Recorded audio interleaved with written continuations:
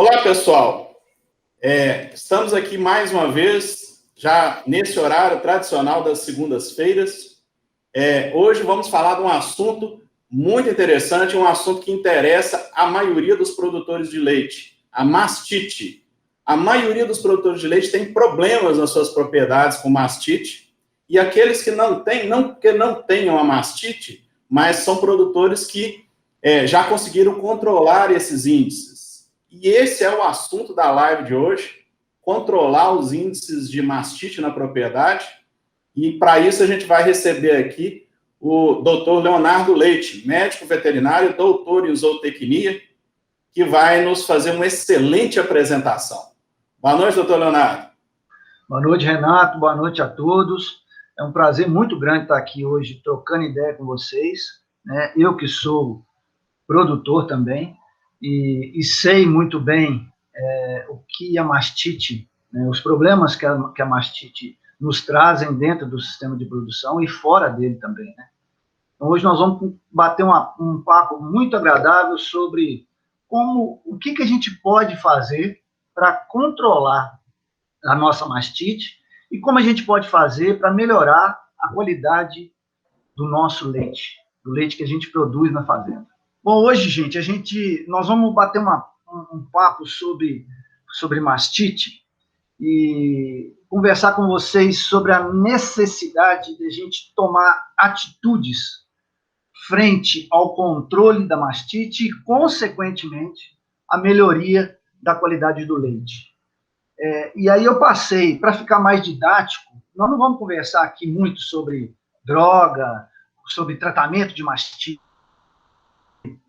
micro-organismos, que são extremamente importantes, isso tudo, mas nós vamos conversar sobre os 5 passos para um controle da mastite e a melhoria da qualidade de leite. Afinal de contas, fica muito, a gente fica na cabeça mastite clínica, mastite subclínica, mastite ambiental, mastite contagiosa, e eu queria conversar com vocês, deixar alguns conceitos claros durante esse pequeno intervalo de conversa nosso, e começar com a mastite clínica, né? A gente tem muito medo da mastite clínica e às vezes esquece as subclínicas, nós vamos ver isso para frente, né? Mas realmente a mastite clínica é a doença responsável pelo maior uso de antibióticos em rebanhos leiteiros no mundo. E é um dos fatores que mais trazem prejuízo para o sistema de produção de leite. 52% a 62% do uso total de antimicrobianos, de antibióticos, nas fazendas produtoras de leite, vem do tratamento de mastite clínica. Então, nós temos cada vez mais a importância de nos capacitarmos o suficiente para cada vez mais tentar diminuir o uso de antimicrobianos nas nossas empresas. Okay? E quanto à severidade da mastite clínica, nós temos classificações de micro-organismos. Eu falei para você que a gente vai falar para vocês que a gente vai falar muito pouco sobre micro-organismos, e é praticamente quase mais 2 slides sobre isso, eu não quero me adentrar muito a isso aqui. Nós temos os patógenos considerados patógenos maiores e menores. Seriam os Staphylococcus aureus, o Streptococcus agalati, Streptococcus sp, que não é agalati, né? O Enterococcus e os coliformes. São os patógenos que mais são importantes causadores de mastite clínica de severidade dentro do rebanho. Vocês observam nesses 2 slides mostrando a glândula mamária, né, desde o teto até o ácido da glândula mamária, e a relação entre a presença, esses pontinhos vermelhos aí, são os micro-organismos, né? Então, a presença do Streptococcus agalati e a presença do Staphylococcus aureus. A gente observa que o Staphylococcus aureus, ele coloniza praticamente toda a glândula mamária, do teto, né, do esfíncter do teto, da cisterna do teto, da cisterna da glândula, até o ácido da glândula mamária. Ele é muito invasivo no sentido de conseguir colonizar várias partes da glândula mamária, vamos colocar assim. enquanto que o Streptococcus agalati, ele é severo, né? Ele é contagioso, ele é severo, mas ele não tem a capacidade que o Staphylococcus aureus tem de colonizar uma grande parte da glândula. Ele fica ali na cisterna da glândula, na cisterna do teto e no esfíncter. Então, nós temos que ter essa ideia de que, às vezes, onde o micro-organismo se instala e coloniza, pode facilitar ou dificultar muito o nosso tratamento através da mastite clínica. Tratando vacas com mastite clínica, né? E antigamente, há pouco tempo atrás, a gente, igual como eu falei no começo, a gente avaliava mastite ambiental e contagiosa. Hoje nós estamos evoluindo, né? Nós temos mais de 100 anos de pesquisa de mastite nos Estados Unidos. Em 2017, os Estados Unidos celebrou 100 anos de estudos de controle de mastite e qualidade de leite, né? E nós fomos evoluindo assim também nos casos clínicos, avaliações clínicas de mastite. E hoje é muito importante a gente ajustar o tratamento da mastite clínica através dos 3 graus de mastite clínica. O primeiro grau, mastite clínica de grau 1, ela é a forma mais branda e talvez a mais comum que a gente observa nos sistemas de produção. São aquelas onde há alteração no teste da caneca de fundo escuro ou da caneca telada, né? O famoso grumo nos 3 primeiros jatos da ordenha, né? Isso é responsável por 50% a 70% de todos os casos de mastite clínica, o de grau 1. Somente há alteração no leite. Já o de grau 2, a mastite clínica de grau 2, tem alteração no leite e também no animal, no úbere do animal. Então, conforme a gente vê na figura, a gente observa a presença de grumo e, ao mesmo tempo, a gente observa edema de úbere, né? A gente vai ver dor, inchaço, o local do úbere endurecido, a parte da mama avermelhada, quente.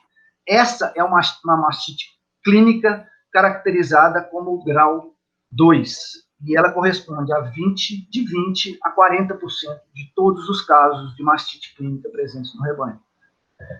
E temos a mastite clínica de grau 3.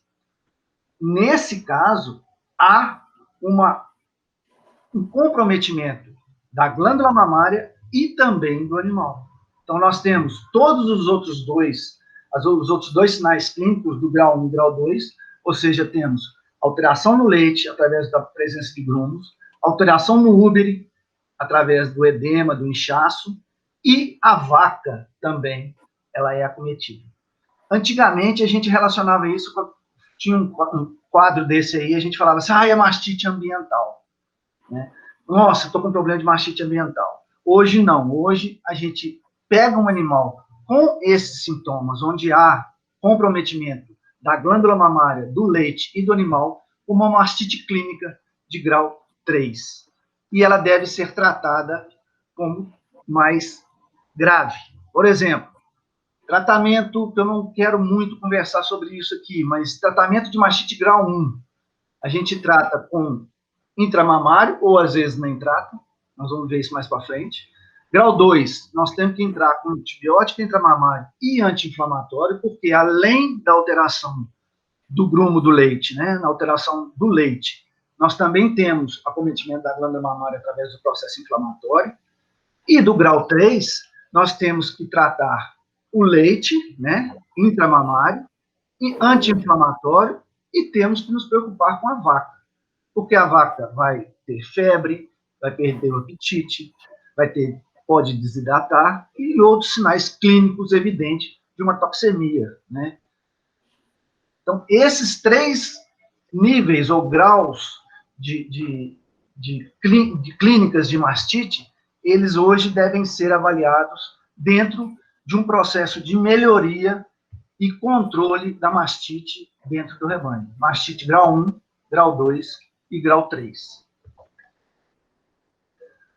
E aí, pessoal, então, dando uma pausinha aqui na apresentação do Dr. Leonardo, muito interessante, chamando vocês para ficarem ligados nas redes sociais da Futura. Nós temos Instagram, YouTube, Facebook, e dentro da plataforma do YouTube, nós temos uma coisa muito interessante. Se você não quer perder esses conteúdos que nós disponibilizamos toda semana, clica aí debaixo da sua tela no inscrever-se, e aí você vai ser notificado todas as semanas quando a gente estiver colocando conteúdo novo no ar. Não é, doutor Léo? É isso aí, Renato. Vamos que vamos. Vamos capacitar, porque nós estamos precisando aumentar os nossos lucros dentro da empresa rural. E a mastite é um fator extremamente importante no aumento do desembolso dentro da empresa. Seja pelo custo do tratamento, seja pela perda de produção, seja pela perda de qualidade do leite, pela diminuição de bonificação e, através do tratamento, principalmente pelo leite que é descartado, deixa de ir para o bolso do empresário. E quando eu comecei a conversar com vocês, eu falei que eu não ia dar muito foco em mastite clínica, apesar de ser extremamente importante, e está aí, gente, a justificativa pelo fato da gente mudar o nosso comportamento frente ao desafio de melhoria da qualidade de leite e controle de mastite dentro do nosso rebanho. A pergunta mais frequente que eu escuto e que a maioria dos técnicos escutam dos produtores é essa: ô, doutor, o que há de novo para tratar mastite? Nada mais funciona. A gente observa que a percepção do empresário rural, né, é de que as drogas são os principais fatores determinantes da cura da mastite. Mas, na verdade, fatores das vacas e dos patógenos são os maiores determinantes. Fatores relacionados à vaca, a gente pode colocar a imunologia, né, o sistema imune do animal, nutrição, manejo, instalação, né, manejo de ordenha, instalações onde as vacas vão estar instaladas durante o dia ou durante o período de produção delas. Isso é muito mais importante do que a gente aprender a tratar uma mastite clínica, né? A gente sabe, esse quadro é clássico, né? Que a mastite é um iceberg, né? Muito pouco, 30% do iceberg está exposto. E os outros 70% ou mais do iceberg não está exposto. Então, os casos clínicos, eles são muito poucos frente aos casos subclínicos. E nós temos que tomar consciência, e consciência profissional, de que nós temos que trabalhar, sim, os casos clínicos através daqueles protocolos de grau 1, grau 2 e grau 3, né? Mas temos que nos preocupar ou gastar muito mais o nosso tempo tratando dos casos subclínicos. Mas, Léo, como é que a gente trata casos subclínicos? E como é que a gente trata esses casos clínicos no dia a dia? Através da prevenção, né? A gente sabe que a maioria dos casos são subclínicos, a gente sabe que a severidade da mastite, agora a gente sabe que a severidade da mastite é caracterizada por graus de inflamação, grau 1, grau 2 e grau 3, e a gente sabe que não é a droga que vai resolver o nosso problema do rebanho. Ele pode até resolver o problema de um indivíduo, mas ele não é pela droga que nós vamos resolver o problema do rebanho. E agora? O que nós temos que fazer? Por onde começar? É muito simples, gente, e dá trabalho, mas isso é muito bom. Assim como todas as situações que a gente encontra na vida, é importante, é necessário que façamos um diagnóstico do nosso rebanho. E esse diagnóstico deve ser feito com critério. E a gente deve responder algumas perguntas que vão auxiliar, permitir que a gente tome decisões ou analise essas informações disponíveis, fazendo com que a gente tome alguma atitude, né? E para isso a gente precisa prestar muita atenção aos detalhes. Eu já contei esse caso uma vez, porque eu formei no final de 99, e em fevereiro do ano de 2000, eu estava recém-formado, eu peguei uma fazenda com 8 mil litros de leite para trabalhar a melhoria de qualidade de leite. E eu achei o máximo isso aí, e entrei novo, e entrei com tudo, recém-formado, pegar uma fazenda muito grande. No primeiro mês que eu apresentei, primeiro mês de trabalho, eu apresentei o relatório para o empresário, e o empresário virou para mim e falou assim: Léo, os meus números pioraram. Ou seja, resumindo, ele quis falar o seguinte: eu te contratei para você vir aqui melhorar a qualidade do leite do meu rebanho, e pelo que você me colocou aqui, os meus números pioraram, porque eu não tinha esses números. Eu falei assim: ô fulano, você tinha tudo que está aí no relatório, você só não tinha isso escrito. Você só não sabia, né? E o meu erro foi, antes disso, antes de começar o trabalho, não ter feito um diagnóstico da situação do rebanho dele, coisas de recém-formado. Então, hoje, tudo, para começar, nós temos que fazer um diagnóstico da situação, ou seja, um retrato, uma foto do meu sistema de produção, com relação, nós estamos conversando de mastite, com relação à mastite. Como é que está a minha mastite? E como é que eu faço isso, né? Eu faço isso fazendo 5 perguntas, né? Eu faço isso para ter, no final, um leite de qualidade. Eu faço isso para aumentar o meu rendimento, né? Aumentar a minha renda bruta e diminuir o meu desembolso através dos gastos com descarte de animal, os gastos com descarte de leite, com tratamentos e outras coisas mais. Porque eu preciso produzir um leite com ausência de patógenos, com reduzida contagem de célula somática, e a Instrução Normativa 76/77 entrou em vigor, né, ano passado, e 500 mil células somáticas no tanque e 300 mil de CBT, né?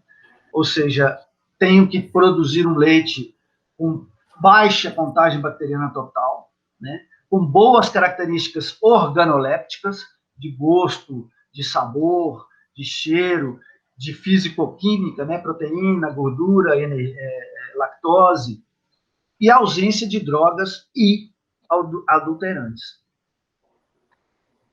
E eu preciso garantir a qualidade e segurança desse produto para o consumidor final, para o meu cliente, que é o consumidor final.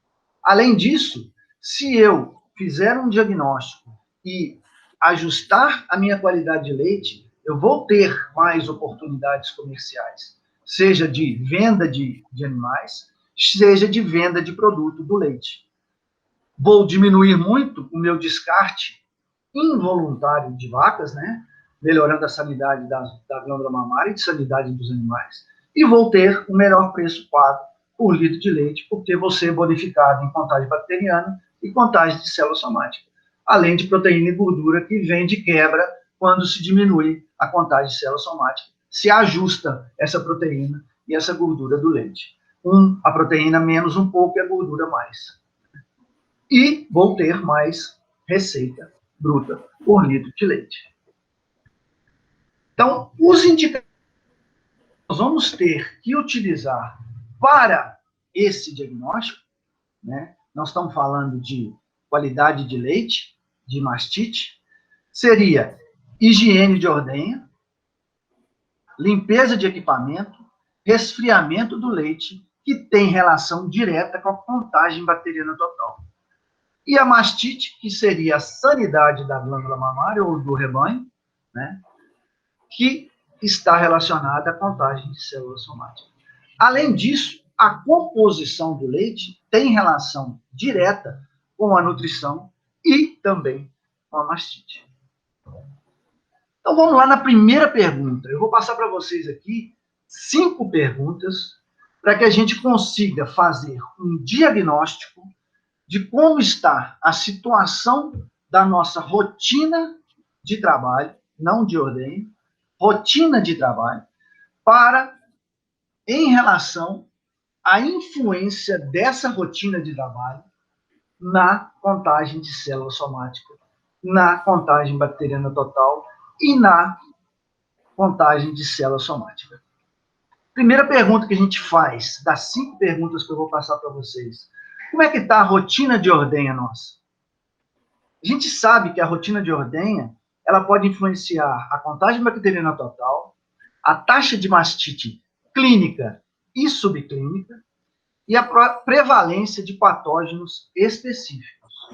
Por exemplo, na nossa rotina de ordenha, eu vou olhar a minha empresa na hora da ordenha como se eu fosse um mosquito, né? Como se ninguém tivesse me vendo. O ideal seria isso, os trabalhos, inclusive, americanos mostram que o ideal seria que o técnico fosse um mosquito, que conseguisse avaliar, e eles falam de mosca mesmo, conseguisse avaliar o sistema de produção sem que ninguém o percebesse, né? Então, uma questão de rotina, como é que está a rotina de ordenha minha? Há um horário fixo para o início e para término dessa ordenha? Os animais são conduzidos de forma estressante para a ordenha, isso diminui o fluxo de leite pela adrenalina, né? O animal tem dificuldade de descer leite, né? As vacas estão esperando muito tempo para serem ordenhadas. Léo, mas eu preciso saber só isso na primeira pergunta de rotina de ordenha? Não, eu estou passando para vocês alguns pontos que são importantes e que eu observo muito dentro do sistema. O que a gente pode fazer com relação a isso em termos de solução?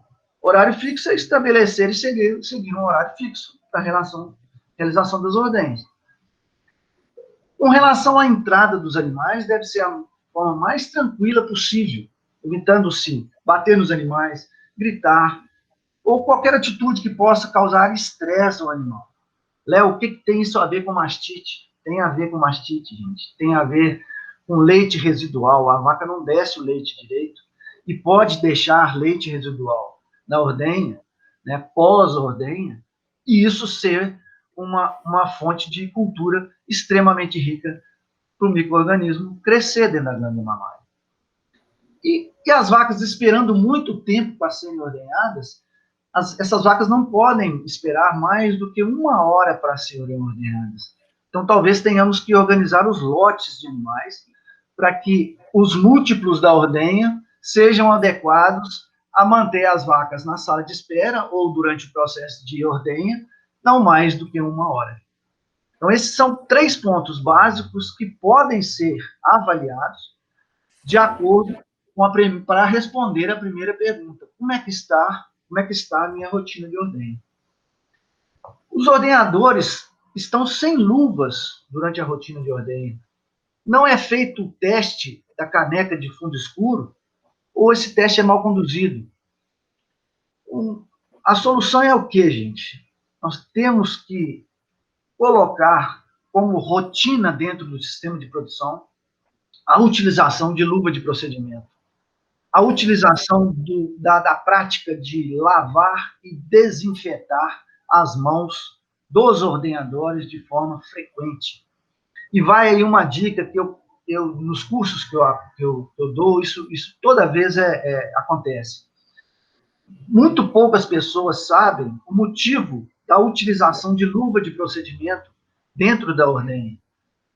A luva de procedimento não é para o teto da vaca, não é para proteger o teto da vaca. A luva de procedimento é para que o ordenhador consiga lavar e desinfetar as mãos com mais frequência, e isso não prejudique a mão do próprio ordenhador. Então, não é para o teto da vaca. A luva não é estéril, mas ela ela faz como se fosse uma barreira para que o ordenhador consiga desinfetar e lavar as mãos com bastante frequência durante a ordenha. E o teste da caneca, ele tem que ser feito com atenção, com cuidado, com critério, com observação, retirando-se os 3 primeiros jatos de leite e observando o grumo, a normalidade ou não do leite. E vocês lembram lá da mastite clínica, grau 1, que a gente só consegue visualizar através do teste da caneca de fundo escuro? E tem um outro ponto que a gente pode avaliar também, se esse teste da caneca está sendo feito adequadamente, e esse foi um dos problemas que eu tive naquele meu primeiro cliente, porque, segundo ele não tinha, na época, tantos casos de mastite clínica quanto ele tem, quando eu havia apresentado a ele. Só que eu treinei os colaboradores dele. O colaborador treinado na ordenha passou a ter mais atenção no teste de caneca de fundo escuro e começou a aparecer casos de mastite que antes não eram diagnosticados porque não se fazia o teste da caneca de fundo escuro de forma criteriosa. Então, deu grumo no leite, sem alteração da glândula mamária, mastite de grau 1. E olha só para vocês verem a importância da limpeza das mãos de ordenhador. Vocês me desculpem, está em inglês aí, mas a da esquerda do vídeo é as mãos do ordenhador sem lavar as mãos, né? E a direita, após lavar as mãos. É uma placa de Petri, né? Uma placa de cultura de agar, onde passou um suave nas mãos do ordenhador que não foram lavadas, e olha o tanto de colônia de bactéria que cresceu aí numa mão sem lavar. E uma mão de ordenhador que foi apenas lavada. Cresceu, né, muita colônia de bactéria, mas não tanto quanto. Isso aqui é só com água, tá, gente? Lavou só com água. Olha a importância de se lavar as mãos. E, pessoal, a aula do Dr. Léo Leite está muito boa, mas a gente vai ter, além desse conteúdo aqui gratuito, que é uma hora e pouco, a gente vai ter um curso de imersão, que é o que é um curso de imersão? O curso de imersão é um curso online com possibilidade de fazer perguntas para o professor ao vivo. E a gente vai falar nesse curso de gestão de indicadores para controle da mastite e da reprodução, junto com o professor PJ, o Paulo José. Vai ser extraordinário e já é nesse sábado, dia 23. Vai ser das 2 às 6 da tarde e vai repetir mais um sábado, no dia 6 de fevereiro, também das 2 às 6 da tarde, ao vivo na plataforma virtual. Então, se você quer participar, quer resolver o problema da mastite na sua propriedade, quer resolver o problema da reprodução e quem não tem problema de reprodução na fazenda, assista a nossa aula de imersão, entre em contato conosco aqui através das plataformas virtuais e adquira o seu curso agora mesmo para você participar conosco. Aí, ao invés de 1 hora de live, vão ser 8 horas de conteúdo disponível para você e com possibilidade de fazer pergunta direta ao professor. Desculpa a interrupção aí, professor, e vamos continuar, que a aula está muito interessante. Vamos lá, Renato, vamos lá. E eu quero pegar um gancho rápido do que você falou aí, né? Esse curso de imersão, aproximadamente da forma que eu estou passando aqui para vocês hoje, eu quero que vocês que participarem desse curso façam parte, não resolvam, mas façam parte da resolução dos problemas de mastite e qualidade de leite, bem como de reprodução dentro do sistema de produção, né? Porque vocês estão percebendo que nós temos que trabalhar com informação, né? E nós não conseguimos agir corretivamente em nenhum sistema de produção sem informação. E voltando à rotina de ordenha, que ainda é a nossa primeira pergunta, né? Todas as vacas são lavadas com água antes da ordenha. Isso é um problema seríssimo, pessoal. Seríssimo. Por quê? Porque nós temos que lavar apenas os tetos se eles apresentarem-se sujos. Se não estiverem sujos, não há necessidade alguma dos tetos serem lavados com água corrente. Inclusive, tem alguns tipos, né, próprios para isso. Ele dá só um esguichinho assim pequeno, você mexe nele assim, ele esguiche, não aqueles de molhar jardim, né, que joga água para todo lado. Nós não podemos, nós temos que evitar o máximo possível molhar o teto do úbere. nós temos que molhar só as tetas quando elas estiverem sujas. Agora, uma pergunta: por que que nós temos que lavar os tetos quando eles estiverem sujos? Ou muito sujos? Muito sujos? Por uma simples razão, pessoal. Todos os desinfetantes do mercado, 100%, só funcionam ou têm uma eficiência muito alta se estiverem sem a presença de matéria orgânica, de fezes, terra, né? Todos os desinfetantes só funcionam muito bem quando não estão em presença de matéria orgânica. E alguns desinfetantes funcionam muito pior em presença de matéria orgânica, que é o caso do nosso famoso cloro, né? Então, o pré-dipping e o pós-dipping pode ser feito com cloro, ou com iodo, ou com qualquer outra substância que tem no mercado aí de empresas idôneas, sim. Mas soluções cloradas em épocas de chuva, né, ou em rebanhos que têm uma dificuldade de manter as vacas limpas, que eu sei que isso acontece demais, né? Não só as vacas não são fechadas, não são estabuladas em sistemas de compost ou sistema de freestall, né? Nós devemos evitar o cloro, porque a reação do cloro para desinfecção na presença de matéria orgânica é péssima. Eu já melhorei muito casos de mastite subclínica e mastites de grau 3, né, que eram as famosas, onde tem acometimento das vacas, né, retirando a utilização de soluções de cloro no pré-dip, além de melhorar demais a contagem bacteriana total. Então, eu coloquei cuidados devem ser tomados ao se utilizar soluções cloradas, eu já expliquei. O copo sem retorno, ele não tem retorno de conversa. Ele tem que ser sem retorno para evitar a contaminação da solução que já está lá dentro do copo, né? E tem que ser desprezada. E esses benditos 30 segundos para a ação do produto. O desinfetante clorado ou iodado ou qualquer outro que seja, ele tem que ter uma ação, um tempo para a ação. Além da concentração, ele é tempo dependente também. Além de concentração dependente, ele é tempo dependente. Então, ele precisa de, no mínimo, 30 segundos para que ele faça a desinfecção contra os micro-organismos que estão no teto dos animais. E olha só como é que é. Vocês lembram lá do que aconteceu no desenvolvimento de colônias de micro-organismos em mãos de ordenhadores que não estavam limpas, e aqui agora eu apresento para vocês os tetos das vacas após somente água e secar. E os tetos das vacas após higienização e secagem.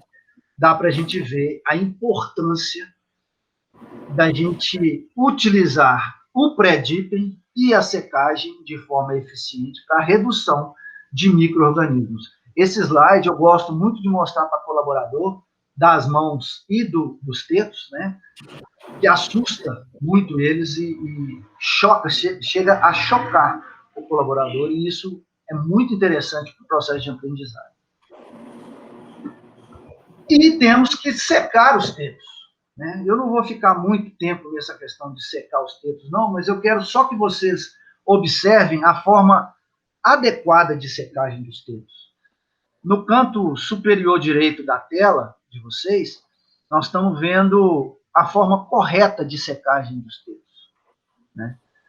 Tem duas folhinhas, né? Uma que está com um V, que significa que ela utilizou toda a parte da toalha para secar os tetos, enquanto que a que está só nas bordas não foi utilizado todo o teto, né, e toda a toalha para efetuar uma secagem eficiente. E um outro detalhe extremamente importante, gente, é que não só os tetos devem ser secos e limpos, mas o esfíncter também, né, o bico do teto, também tem que ser limpo e seco. Então, vocês estão vendo que o que nós estamos fazendo aqui é com foco no teto da vaca. E esse deve ser o foco da nossa rotina de ordenha. Fazer com que todo o processo de limpeza e desinfecção, para acoplar o equipamento de ordenha, tenha como foco exclusivo o teto da vaca. Nós temos que ter atenção especial ao teto. Eu vi uma frase numa fazenda nos Estados Unidos, o próprio produtor escreveu e pregou lá na sala de ordenha, falando assim para o colaborador: prezado, mais ou menos assim, prezado, se você conseguir colocar o teto que você limpou e fez a desinfecção na sua boca, ele está apto a ser ordenhado. Ele também pode ser acoplado na teteira. Então, nós temos que ter a noção, a realidade de que o nosso foco é o teto. Aí o teto. Condições ruins do teto após a ordenha, durante a nossa rotina de ordenha, a nossa observação de rotina de ordenha deve ser avaliada. Pós-DIP mal feito, prolapso de esfíncter, excesso de vácuo, sobre-ordenha. A sobre-ordenha também provoca prolapso de esfíncter. O pós-DIP está sendo realizado no teto inteiro, está pegando o teto inteiro. Então, todos esses pontos relacionados ao teto devem ser avaliados para a primeira pergunta, que é a rotina de ordenha. A segunda pergunta é como está a limpeza do equipamento. E a limpeza do equipamento influencia a contagem bacteriana, ele aumenta a incidência de mastite e, consequentemente, saúde do útero dos animais. Importante a gente nunca esquecer de avaliarmos a qualidade da nossa água, da água que nós estamos utilizando. Então, com relação à limpeza do equipamento, o que nós vamos observar? Uso de sanitizante. Com relação ao quê? Observar o que em relação ao uso de sanitizante? Concentração do sanitizante, quantidade do sanitizante que está colocando na quantidade de água que nós avaliamos, se essa concentração está de acordo com a recomendação do fabricante, né? Eu não acho que tenha que usar o sanitizante XYZ. Na minha opinião, tem que utilizar o sanitizante de empresa idônea e utilizar a concentração que o fabricante está recomendando. O volume e temperatura de água, né, em todas as etapas, né, de limpeza e desinfecção, o uso desses desinfetantes no pré-DIP, no pós-DIP, mas aqui especificamente da limpeza do equipamento, qualidade, concentração e frequência, né, detergente ácido, alcalino, tudo isso que a gente já está muito sabendo demais sobre isso, né, no nosso dia a dia. Intervalo entre o fim da ordenha e o início da limpeza. Léo, hoje aconteceu uma coisa diferente, demorou muito tempo, ok, mas isso não pode ser, tem que ser logo após o término da ordenha. Né? Limpeza do tanque de refrigeração, muita gente não limpa, não se preocupa com a limpeza do tanque, né? Nós temos que nos preocupar. Nós podemos ter altas contagens bacterianas totais, com rotina de ordenha adequada, podemos ter isso. Léo, minha rotina de ordenha, ela está adequada. Opa, você fez a segunda pergunta e respondeu minha segunda pergunta. Mas você respondeu a primeira? Como é que está a rotina de ordenha? De repente, a CBT sua é porque você está lavando não só o teto, está usando muita água antes de acoplar o equipamento, está molhando muito o teto do Uber, o teto do Uber da vaca, não só o teto da vaca. Então, isso vai carregar micro-organismo para dentro do conjunto e, consequentemente, para dentro do tanque. Está tendo acúmulo de gordura ou de proteína na mangueira longa de leite, na mangueira curta de leite, no processo todo. Está tendo acúmulo de minerais, igual tem nessa foto aí. Nós temos que checar as concentrações do produto, igual eu falei, verificar a concentração do alcalino clorado, temperatura da água. Vamos seguir a recomendação do fabricante, gente. Isso aí não tem para onde ir. Limpeza do equipamento é fundamental. Nossa terceira pergunta é sobre o ambiente de permanência dos animais. Condição de limpeza dos piquetes, condição e sombreamento da sala de espera, verificar acúmulo de barro, esterco. Olha, nós estamos na chuva. O barro começa onde o asfalto termina. Não tem jeito de eu sair fora do barro. Nós temos que trabalhar para isso. Infelizmente, nós temos que trabalhar para isso. Senão, vocês vão ficar o resto da vida me perguntando: Léo, não tem uma droga aí que resolva meu problema de mastite? Meu caro, seu problema de mastite é ajustar seu acúmulo de barro, de acúmulo de esterco. Fornecer condição para a vaca beber água. Fornecer condição de sombreamento para os animais. Nós estamos cada vez mais relacionando mastite com o sistema imune, com a condição do animal mesmo resolver aquele processo infeccioso, principalmente nas mastites de grau 1, né? Ou nas mastites de grau 1, onde tem só alteração do grumo. Nós temos que saber que ambiente limpo tem menor desafio. Vocês lembram que eu falei lá no começo que ela não está tão relacionada ao tratamento, e sim ao ambiente e à vaca e ao micro-organismo? Vaca gosta de rotina, sombra, água fresca. Esse tem que ser o nosso foco. Nosso foco na rotina de ordenha não é o teto. Nosso foco para o ambiente é a vaca. É dar condição para essa vaca se virar dentro do sistema de produção da forma mais saudável possível. E a quarta pergunta, pessoal. Nessa fazenda, tem mastite? Como é que a gente vai fazer o diagnóstico? Como é que a gente pode usar casos clínicos e subclínicos para mostrar para a gente que essa fazenda tem mastite? Ô, Léo, não, aqui tem mastite sim. Ontem mesmo a Mangueira, a vaca número 02, teve mastite. Mas não é isso que eu estou preocupado. Eu não estou preocupado com o indivíduo. Vocês lembram do iceberg? Eu estou preocupado se na fazenda tem mastite, clínica ou subclínica. Então, o primeiro passo nosso é fazer o diagnóstico da doença. Como que a gente vai fazer o diagnóstico da doença? Obviamente usando testes complementares. Que tipos de testes complementares a gente pode ver? Quais seriam, né, Léo, o extraordinário, e aí, vamos aguardar um minutinho para falar dos testes complementares. A questão é o seguinte: durante esse processo de melhora da gestão da fazenda, principalmente na parte de mastite de reprodução, a gente pode auxiliar muito o pessoal, que a gente vai falar nessa imersão, que é um curso seu e do Dr. Paulo José, famoso PJ, né? Princípios básicos da reprodução para aumento da eficiência reprodutiva. E o professor Paulo José é muito bom nessa parte de indicadores de reprodução. E o professor Léo Leite, como a gente está acompanhando aqui, na utilização dos indicadores da gestão da qualidade do leite e do controle da mastite.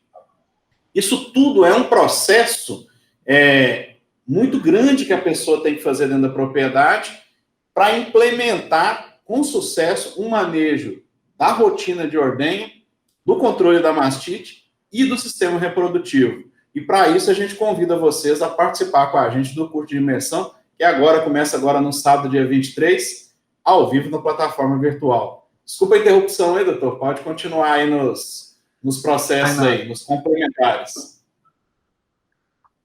Vamos lá nos testes complementares. E quais seriam os testes complementares? Volto a falar. Nós não podemos ter foco no tratamento do indivíduo, da vaca, para ter sucesso na melhoria da qualidade do leite e redução de CCS e mastite no rebanho. Não é o tratamento. É toda uma gestão de indicador, gestão de números, gestão de colaboradores, gestão de processos, que faz com que a gente consiga diminuir a nossa contagem de célula somática no tanque. A CCS eletrônica é uma ferramenta de diagnóstico de mastite subclínica. Ela é precisa, ela é confiável. Nós podemos coletar amostras compostas de leite, mas o que é? Amostra composta de leite, Léo, de CCS individual, é uma amostra composta dos 4 tetos da vaca, né? E esse animal, se tiver acima de 200 ml, esse animal tem uma mastite subclínica. E aí, como a gente faz o composto, e esse animal tem uma mastite subclínica, deu 400 células somáticas, olha o exemplo aí. Dos 4 tetos, pode ser só um teto que está com 400 mil células somáticas. Os outros 3 tetos estão com 100 mil células somáticas. Então, existe uma outra ferramenta, que é o CMT, que a gente consegue ver qual. Essa vaca está com 400 mil células somáticas. Essa vaca está com mastite subclínica através do teste de CCS eletrônico individual. Mas o quarto posterior direito dela, que é o acometido pela mastite subclínica. Posso deixar de tirar dele? Pode. Mas posso fazer uma blitz-terapia dependendo do agente? Pode. O que é blitz-terapia? Posso fazer um tratamento mais a longo prazo dessa mastite subclínica? Pode. Mas é o indivíduo. Eu não estou preocupado com o indivíduo. Eu estou preocupado com o rebanho, né? CCS eletrônica individual é uma ferramenta para monitorar e tomar decisão do rebanho. Olha só para você ver. Olha que coisa interessante. Eu passei para vocês um exemplo aqui de um rebanho A e de um rebanho B. Todos os 2 rebanhos têm 10 animais em lactação. O rebanho A, ele tem 10% de prevalência de mastite. O que é prevalência de mastite? O que é prevalência? Prevalência é o seguinte, eu fui lá hoje e esse cara tem 10 vacas e a prevalência dele é de 10%. Ele tem uma vaca com mastite. Ok? E no rebanho B, 10 vacas em lactação, 90% de prevalência de mastite, ou seja, vacas com mais de 200, aí está 250, gente, porque eu ainda não atualizei, já está atualizado, é 200 mil células somáticas para o animal ser considerado como mastite subclínica. Subclínica é aquela que a gente não vê. Aí eu pergunto para vocês, a CCS do rebanho A é 825 mil, e a CCS do rebanho B é 250 mil. Eu tinha que ter perguntado para vocês antes de clicar no botãozinho aqui para abaixar o slide, para botar o outro slide. Eu ia perguntar para vocês assim, olhando o rebanho A e o rebanho B, 10 animais, 10% de prevalência, 10 animais de 90% de prevalência, qual rebanho que vocês queriam para vocês na sua empresa? Provavelmente vocês iam falar que é o de 10% de prevalência de mastite. Eu já não ia, eu ia querer pensar mais coisas, ter mais informações. Se você vai pelos 10% de prevalência de mastite, você ia pegar um rebanho que tinha 825 mil de CCS no tanque, e o rebanho B com 90% de prevalência de mastite, 250 mil.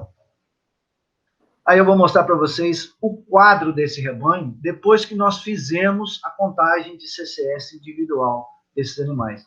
São 10 vacas, né? O rebanho A são 9 vacas produzindo 25 quilos de leite, de 100 mil por ml.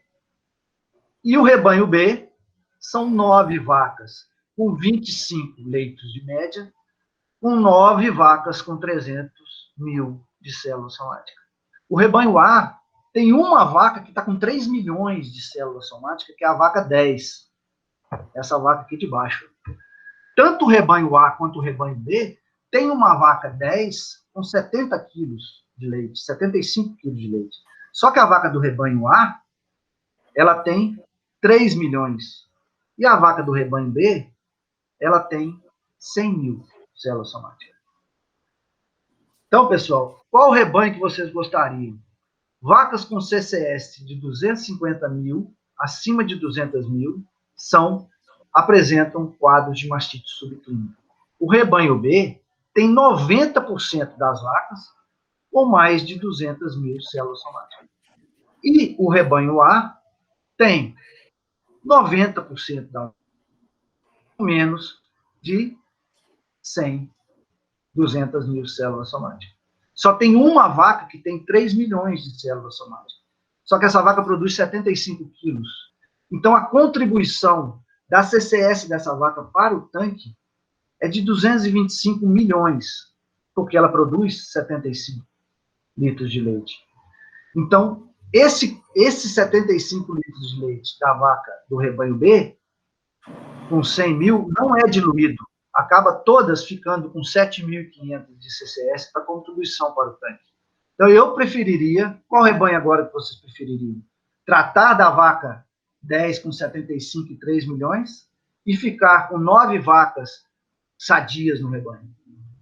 Esse que é o ponto, esse que é o trabalho que a gente deve fazer para um sistema de produção. Acompanhar CCS individual, produção de leite, DEL médio das vacas, qual é a contribuição que determinada vaca está dando para o tanque de expansão.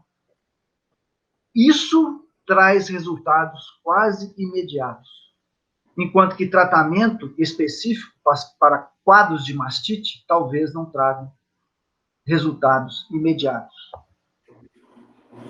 Aí a gente vai e faz o diagnóstico de CCS e observa que, bom, nesta fazenda tem mastite. E agora, o que a gente tem que fazer? Agora nós temos que conhecer o nosso inimigo. Nós temos que coletar a amostra para diagnóstico microbiológico. Não tem jeito da gente combater nenhuma doença sem conhecer o agente causador. Nós temos que direcionar o tratamento. Nós temos que racionalizar o uso de medicamento. Nós temos que criar estratégia direcionada de acordo com o perfil de comunicação. Se é Staphylococcus aureus, se é Streptococcus uberi, se é Streptococcus agalati, se é coliforme, se é micoplasma. Nós temos que saber com quem nós estamos lidando, ou se são com todos, né? Porque cada micro-organismo merece um tratamento estratégico diferente. Cada micro-organismo merece uma estratégia de rotina de ordenha mais apurada, né? Micro-organismos ambientais, nós temos que trabalhar o teto. Contagiosos, também nós temos que trabalhar o teto. Mas os ambientais nos causam mais problemas com mastite de grau 3. E os contagiosos, mais problemas com mastite de grau 1. Isso tudo nós temos que avaliar e nós só vamos conseguir entender esse processo conhecendo o nosso inimigo, né? O nível de contaminação que eu estava falando para vocês, ou presença de determinados agentes no leite, ele pode ser indicado de falhas de diversas etapas da produção do leite, ou na saúde da glândula. O aureus, o agalate, presença de Streptococcus aureus e a presença do Streptococcus agalate significa a presença de animais infectados no rebanho. São contagiosos, são micro-organismos contagiosos. Então, nós temos que preocupar com o nível de ordenha. Quais são esses animais contagiosos que estão com aureus ou estão com Streptococcus agalati? O Streptococcus ST, ou uberis, por exemplo, ou os coliformes, igual eu havia mencionado, indicam a presença de vaca suja na ordenha. Uso excessivo de água na ordenha, eu já até comentei isso com vocês antes, né? O Staphylococcus coagulase negativa, que não é o aureus, eles são habitantes normais da pele dos tetos. Pode ter falha do pós-dip. Então, suponhamos que a gente identifique o Staphylococcus coagulase negativa. Vamos trabalhar pós-dip. Ele é um habitante natural do teto, né? Já o aureus, ele não sobrevive na pele. Agora, na pele sã. Agora, se houver algum machucado na pele, é um prato feito para o aureus. Ele gosta disso.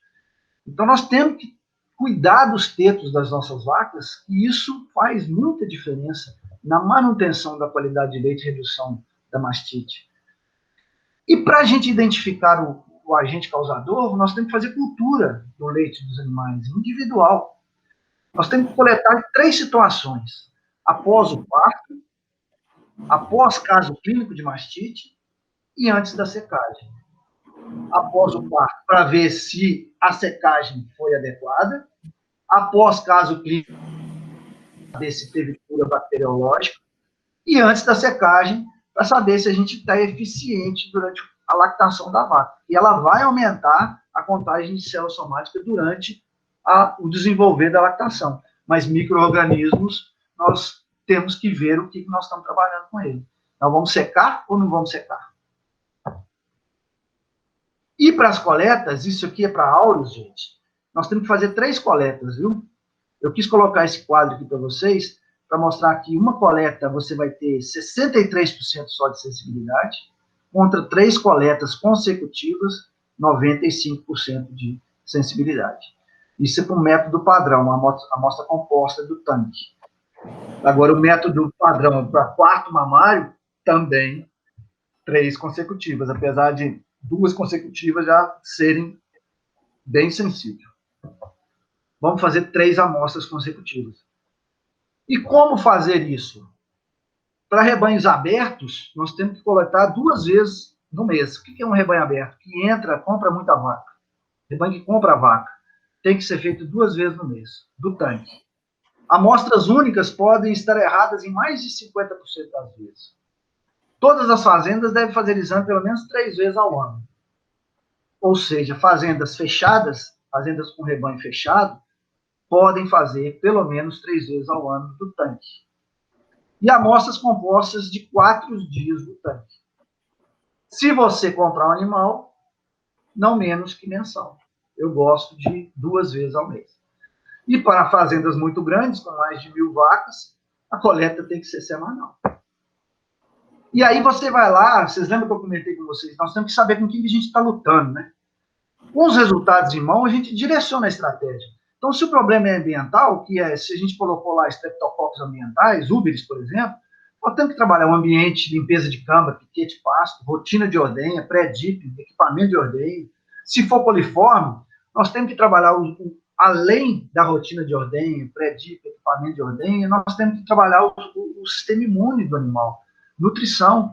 Vamos lá na Futura, a gente faz a dieta dos animais, né, aumenta o status imunológico dos animais, fornecimento de vitamina E, selênio, né, minerais, né, de extrema absorção e conforto de consumo. Né? E os métodos recomendados para a gente controlar a mastite ambiental. Local limpo, rotina de ordenha higiênica, focando nos tetos, né? Tratamento de vaca seca em todos os quartos e o famoso deixar a vaca em pé pelo menos 1 hora consumindo alimento após o término da ordenha. Então, são os micro-organismos que estão no ambiente. Né? Pessoal, dá um tempozinho aqui para o Dr. Leonardo tomar uma água. Enquanto isso, a gente fala sobre as redes sociais da Futura. A gente está no Instagram, no YouTube, no Facebook. E nós estamos pedindo para todos vocês acompanharem a gente através do YouTube, que é essa plataforma que nós estamos assistindo. E para isso, para vocês não perderem nada do nosso conteúdo, gado de leite, gado de corte e tudo mais que a gente fala, clique em inscrever-se aí no YouTube. É um botãozinho vermelhinho aí, só se clicar em se inscrever, aí toda semana, hora que a live for vir ao ar, o próprio YouTube se notifica. Isso é bem interessante, eu mesmo utilizo isso, não só para a Futura, para outros conteúdos também, não só para o CMC, para outros conteúdos que eu gosto também, e é bem interessante. Então, tempo aí do doutor Léo tomar uma água, vamos continuar aí na aula aí. Vamos lá, e foi bom você ter falado em tempo, porque eu estou achando que eu estou bem estourado quase já, né? Vamos lá. Voltando ao controle, aos métodos para controle da mastite ambiental, o quinto seria o equipamento de ordenha, tratar os casos clínicos e, como eu já comentei, melhoria do status imunológico dos animais, via tanto redução do estresse, quanto suplementação adequada de vitaminas e minerais. E se a gente pegar como resultado da cultura, né, que nós fizemos na fazenda, os micro-organismos contagiosos, o famoso Staphylococcus aureus, ou Streptococcus agalati, ou coagulase negativa. Rotina de ordenha pós-DIP, luva, porque ele é contagioso, segregação e descarte de animais. Isso para áureos, não, infelizmente, nós não temos muita opção, né? E isso é uma das partes caras do processo. A gente observa que os rebanhos que não fizeram segregação e ou descarte de animais com Staphylococcus aureus tiveram uma redução de apenas 17% na contagem de células somáticas do tanque em 1 ano de trabalho. Então, isso é muito sério, gente. Staphylococcus aureus, os animais têm que ser descartados ou segregados e descartados. Não necessariamente nessa ordem, né? E o Streptococcus agalati, há a opção de se fazer a blitz terapia, que é tratamento desses animais por um período maior de tempo, e aí o veterinário pode informar para vocês essa forma de fazer isso. E o coagulase, Staphylococcus coagulase negativo, pré e pós, intensificar cuidado ao parto e tomar cuidado com as novilhas, né? Já falei os métodos recomendados para mastite contagiosa ali no quadro anterior, né? O equipamento de ordenha sempre vai estar influenciando na boa, né? Na boa qualidade do teto, né? Consequentemente na qualidade do leite. Rotina de ordenha extremamente eficaz, principalmente o pós-DIP, né? Segregação ou linha de ordenha, melhoria do status imunológico dos animais, redução de estresse e suplementação adequada de vitamina e mineral, e, que não estava no ambiental, descarte de animais crônicos. Esse ponto é um ponto muito importante para a melhoria de qualidade do leite, se a gente tiver problema com animais, com micro-organismos contagiosos. E nós temos que registrar e detectar os casos de mastite clínica. Nós podemos trabalhar com uma prevalência média diária de mastite menor que 1%. E o monitoramento da mastite clínica, ela pode ajudar muito na detecção recente de problemas. Grau 1, grau 2, grau 3, aumenta mais na época das águas, grau 1, aumenta mais na época das águas, grau 3, aumentou na época das águas, grau 3, essa semana mesmo eu estava conversando com o PJ, que nós vamos fazer o curso junto, e ele falou exatamente isso. Nessa época agora, aumento de chuva, aumento dos casos clínicos de mastite grau 3, ambiental, né? Pode ser relacionado com pré-dipping, com pós-dipping, com higiene de ordenha e pós-ordenha, além do status imunológico dos animais. E nós temos que registrar, porque se a gente não registrar, nós não temos informações suficientes para tomar decisão. Nós temos que tomar cuidado. O ordenador sabe. O ordenador sabe das vacas mamiteiras, né? Quais são os números de médio de quartos acometidos? Duração dos casos clínicos, né? Deve ser calculada a cada trimestre e de forma sazonal. De forma sazonal, o que, Léo? Como? Na época das águas, na época da seca. Maior volume, maior umidade, maior matéria orgânica, barro, né? Um novo caso, gente, ele é contado na mesma vaca e quarto acometido quando esse caso ocorreu depois de 14 dias do primeiro caso. Então, se teve mastite hoje, curou hoje, teve mastite hoje, depois de 14 dias, 15 dias depois, é contado um novo caso de mastite clínica na mesma vaca, nas famosas vacas mamiteiras. E a quinta pergunta: como é que é feito o tratamento de quadros clínicos de mastite? Todo o tratamento deve ser imediato, logo após a detecção. Nós temos que ter protocolos e antibióticos na empresa para propiciar esse imediato tratamento. O tratamento tem que ser baseado em graus, como eu já falei para vocês, grau 1, grau 2, grau 3, né? Eles têm que ser executados da maneira correta, dosagem de antibiótico, tempo de colocação, forma de colocação, limpeza e desinfecção do teto. Hoje está fácil achar álcool 70, né? Há pouco tempo atrás era difícil ter álcool 70 na fazenda, mas hoje é fácil já achar álcool 70 para fazer desinfecção, para colocar o intramamário, né? E não podemos esquecer de coletar a amostra para a cultura. Deu grumo, se for possível, ideal é que colete a amostra para a cultura. E, se conseguir, cultura e antibiograma. Não precisa ser feito cultura e antibiograma sempre, não, mas a cultura é extremamente recomendado. Aí você vai me perguntar, seu Léo,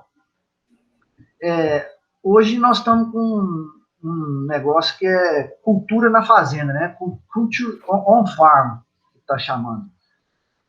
E tem gente não tratando casos de mastite clínica imediatamente. Faz a cultura, caso de grau 1, por exemplo, faz a cultura, ou grau 3, às vezes, e depois não trata, porque um animal mesmo se cura. Se a gente acompanhar os casos de CCS individual mensal na empresa, nós vamos observar muita taxa de cura espontânea das mastites subclínicas.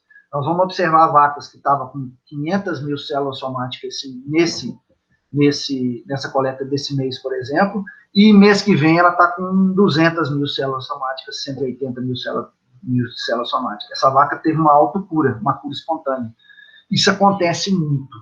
E essa cultura on-farm, ela é na fazenda, cultura na fazenda, ela é para diminuir a utilização de antibióticos. Tem empresas americanas nos Estados Unidos que chegou a reduzir em 80% o gasto com antibiótico. Mas isso aí é uma outra live, eu particularmente sou muito receoso com isso, porque nós estamos confiando no sistema imune da vaca, e talvez não estejamos dando condição ao sistema imune dela, igual eu comentei com vocês antes. Isso nós vamos comentar em uma outra live, se for necessário. E se quiserem fazer pergunta também, eu estarei durante a semana para responder para vocês, caso queiram, igual nós estamos recebendo outras perguntas aqui. Então, qual antibiótico usar? Como eu falei para vocês, baseado em resultado de cultura, né? Evidencia os patógenos mais prevalentes da empresa, e os protocolos devem ser realizados por nós, médicos veterinários, e seguidos à risca de preferência. O acompanhamento do registro de mastite clínica ele é extremamente fundamental. No Brasil, nós temos mais de 170 bases de antimicrobianos. Nos Estados Unidos tem 7. Só para vocês terem uma ideia do que nós temos e o potencial que a gente não utiliza, gerando bactérias extremamente resistentes. Terapia de vaca seca, nós temos que fazer isso, tem a ver com redução de célula somática? Obviamente que tem. Todos os quartos de todos os animais devem ser tratados no dia da secagem, né? Nós temos que tomar cuidado, porque previne novas infecções durante o período seco. Secou a vaca, não é jogar a vaca lá para o fundo da fazenda, onde é que tem mais barro, não. Essa vaca tem que ficar no nosso olho pelo menos 30 dias pós-secagem, né? E deve ser realizada após a última ordenha, utilizando antibiótico de longa ação na glândula mamária, com os mesmos cuidados para realizar o tratamento do caso clínico, né? Álcool 70 e tudo mais. No entanto, gente, se a gente fizer essas 5 perguntas e responder de forma criteriosa e com atenção essas 5 perguntas, né? Rotina de ordenha, principalmente com foco no teto, né? Equipamento de ordenha, casos de mastite, o que eu estou lidando, com o que eu estou lidando, os 3 pontos fundamentais para o sucesso de um programa de controle: primeiro, monitoramento. Não adianta a gente coletar dados se a gente não puder utilizá-los em nosso favor. A análise de cada ponto, ele tem que ajudar para a gente tomar a decisão. Eu falei com vocês aqui, eu anoto o quanto que tem mastite, mas só anoto, nunca fui lá para interpretar, né? Nunca gerou informação para mim. Aí eu faço o CCS individual mensal, mas eu faço as vacas crônicas, as sadias, as curadas. Qual que é a minha proporção de animais sadios, curados? Como é que está a evolução da qualidade da glândula mamária baseado nessa CCS individual? Léo, o CCS individual é muito caro, pode fazer CMT, não tem problema nenhum. Se o CBT, se a contagem bacteriana aumentou de 10 mil para 100 mil de um mês para o outro, vamos checar cada um dos pontos responsáveis pela contagem bacteriana, que é a higiene de ordenha, antes da ordenha, utilização de água para limpeza dos tetos, muita água, limpeza do equipamento, funcionamento do tanque de refrigeração. 2, nós estamos treinando os nossos colaboradores e conferindo se eles estão capacitados. Né? Nós temos que investir em treinamento e aprimoramento. Nós temos que fazer com que nossos colaboradores trabalhem em equipe e não todos ao mesmo tempo. Né? Isso não é caracterizado como equipe. Nós temos que reconhecer todo o esforço. E sem os números, a gente não consegue reconhecer esforço do colaborador. Nós temos que estabelecer metas significativas e alcançáveis. Ela tem que ser significativa e, ao mesmo tempo, ela tem que ser alcançável. Ela não pode ser impossível. Aí eu quero hoje eu estou com 1 milhão de CCS no meu tanque de expansão. A partir do mês que vem é 200 mil células somáticas. Isso é impossível. Ela é extremamente significativa, mas ela não é alcançável. Então, nós temos que trabalhar no sistema de produção para que a meta seja significativa e também que ela seja alcançável. Significativa para mim e alcançável ao colaborador, ao meu bolso e ao sistema de produção. Então, tá aí as metas de benchmark. Né? CCS de tanque é figura de livro. Eu queria ter 150 mil. CBT, 10 mil. CBT de 10 mil, abaixo de 10 mil, é fazenda que tem todos os procedimentos extremamente adequados na higiene de ordenha, com foco no teto antes de acoplar o equipamento. E na limpeza e desinfecção do equipamento de ordenha. 85% das vacas em lactação, mais de 85% das vacas em lactação com menos de 200 mil células somáticas. Isso a gente só consegue com CCS individual. E mais de 95% das vacas em lactação com menos de 500 mil células somáticas. Aí tem a ver com reprodução também. Nós vamos discutir isso muito no curso de imersão. Na hora que a gente melhora os indicadores reprodutivos, a gente vê mais dinheiro no bolso em relação à produção e melhoria na qualidade do leite. Isso é extremamente interessante. E nós temos que reavaliar as metas e procedimentos periodicamente, porque não existe verdade absoluta. Né? Agora, vamos lá para a gente encerrar, mostrando para vocês o que a gente pode perder com a mastite no rebanho. Rapidamente, Renato. Um rebanho com 1.900 litros, com 30 quilos de leite, com CCS do mês de junho de 2020 de 501 mil e UFC de 52 mil. Ele recebeu, em junho de 2020, 1,73 por litro de leite. Aí eu calculei a perda de produção com mastite subclínica. São 46 vacas com mastite subclínica no rebanho. Vezes 1,8 litros de leite que deixaram de produzir porque estavam com excesso de célula somática, e isso influencia na diminuição da produção de leite, vezes 1,73, 4 mil reais por mês. Perda de CCS no tanque por causa de bonificação, R$ 1.700 por mês, que está aí em vermelho. Perda de unidade formadora de colônia no tanque, que é CBT, né, porque estava em 52 e teve uma bonificação menor, né, R$ 148 por mês.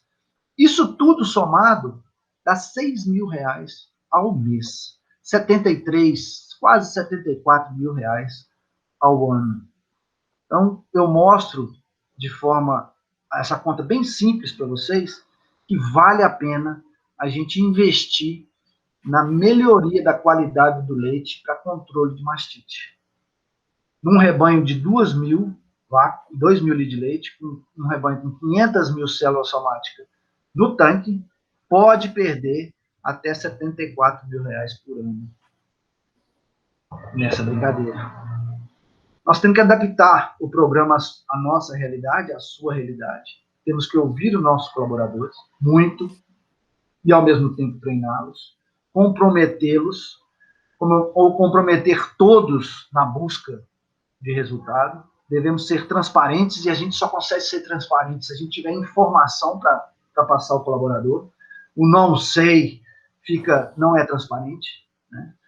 Nós não podemos ter medo de começar do zero, e como o sapo na garça ali, ó, nós nunca devemos desistir. Eu queria agradecer demais a oportunidade aqui de bater esse papo com vocês. Eu não vi se eu foi muito tempo, Renato, passou muito tempo ou não. Ok. Mas boa sorte nesse trabalho de melhoria de qualidade do leite. Eu estou à disposição de vocês. Pois é, eu só discordo do boa sorte. Na verdade, não é sorte, né? Na verdade, é um bom trabalho. Então, com o professor Leonardo Leite aí nos assessorando, participando aí do curso de imersão, você vai ter um bom trabalho pela frente, é só o começo do trabalho, né? E aí, não é sorte, é trabalho, é conhecimento científico e anotação, tudo muito importante de fazer dentro da propriedade para chegar nas metas que você estabeleceu lá. Treinamento de colaboradores, tudo é muito importante. Então, muito obrigado, professor Léo Leite, e quem tiver perguntas aí, que tiver enviado, ao longo da semana aí, a gente vai passar aí pelas redes sociais do CMC aí, para você ter acesso à sua resposta, e muito obrigado, boa noite a todos.